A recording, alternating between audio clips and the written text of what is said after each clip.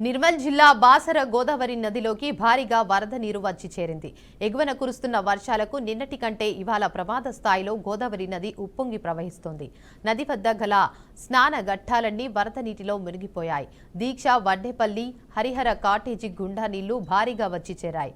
బాసర ఆలయం నుండి గోదావరి నదికి వెళ్లే మార్గంలో నీళ్లు వచ్చి చేరి రాకపోకలు పూర్తిగా స్తంభించాయి.